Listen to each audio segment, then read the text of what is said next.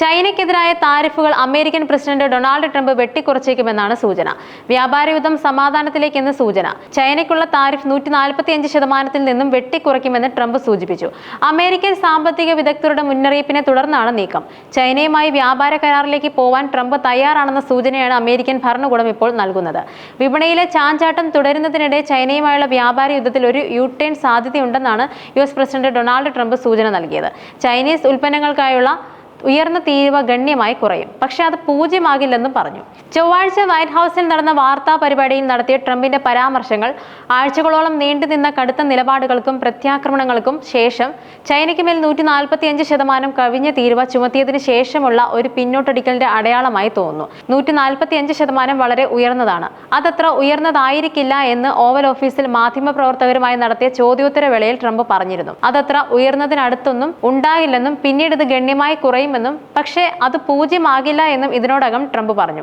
അതേസമയം ചർച്ച അമേരിക്ക തീരുമാനിക്കും പോലെ ആവില്ലെന്ന നിലപാട് ചൈന ആവർത്തിച്ചു. നിഷ്പക്ഷവും തുല്യതയും ഉറപ്പുവരുത്തുന്ന ചർച്ചയ്ക്ക് തയ്യാറാണെന്നും ബെയ്ജിംഗ് വ്യക്തമാക്കി. അതേസമയം ഇതിന് US തയ്യാറാവുമോ എന്നതാണ് ഇനി അറിയേണ്ടത്. ചൈനയുമായുള്ള വ്യാപാരത്തിൽ നിലവിൽ പ്രശ്നമൊന്നും ഇല്ലെന്നും ട്രംപ് പറഞ്ഞു. ട്രഷറി സെക്രട്ടറി സ്കോട്ട് ബെസന്റിന്റെ മുന്നറിയിപ്പും സാമ്പത്തിക വിദഗ്ധരുടെ പ്രവചനങ്ങളും US ഫെഡറൽ റിസർവിന്റെ എതിർപ്പുകളുമാണ് ട്രംപിന്റെ നിലപാട് മാറ്റത്തിന് പിന്നിൽ.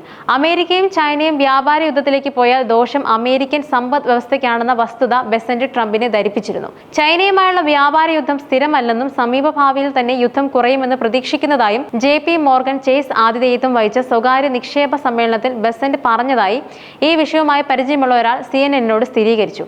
അമേരിക്കയ്ക്കും ചൈനയ്ക്കും ഇടയിൽ ഒരു കടുത്ത ഇടവേളയോ പൂർണ്ണമായ വേർപിരിയലോ നടന്നതിന് പകരം വ്യാപാരത്തിന്റെ പുനഃസന്തുലിതാവസ്ഥ കൈവരിക്കുക എന്നതാണ് ലക്ഷ്യമെന്നും ബെസന്റ് നിക്ഷേപകരോട് പറഞ്ഞതായി സ്രോതസ് CNN-നോട് പറഞ്ഞു.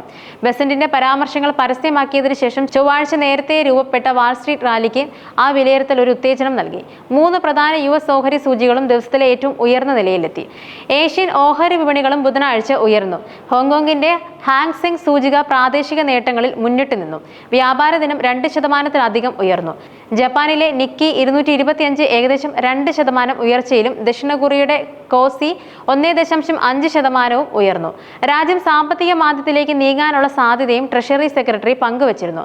പിന്നാലെയാണ് 145% തീരുവ ചുമത്തില്ലെന്നും ക്രമേണ ഇത് കുറയ്ക്കുമെന്നും ട്രംപിന്റെ നിലപാട് മാറ്റം. കടുത്ത തീരുവ ഏർപ്പെടുത്തുമെന്നുള്ള ഭീഷണികൾ ഉയർത്തി ആഗോള വ്യാപാര രംഗത്ത് ആശങ്കകൾ സൃഷ്ടിച്ച് ട്രംപിന്റെ പിന്മാറ്റം ആഗോള വിപണികൾക്ക് ആശ്വാസമായി മാറും.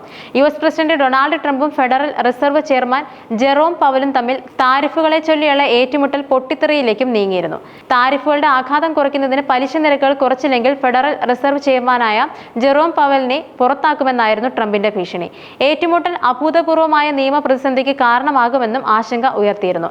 എന്നാൽ ഫെഡ് ഉയർത്തിയ ആശങ്കകൾ ട്രംപിന് എളുപ്പത്തിൽ തള്ളിക്കളയാൻ കഴിയുന്നതായിരുന്നില്ല. ഇതുകൊണ്ടുകൂടിയാണ് ട്രംപിന്റെ മനമാറ്റമെന്നാണ് സൂചന.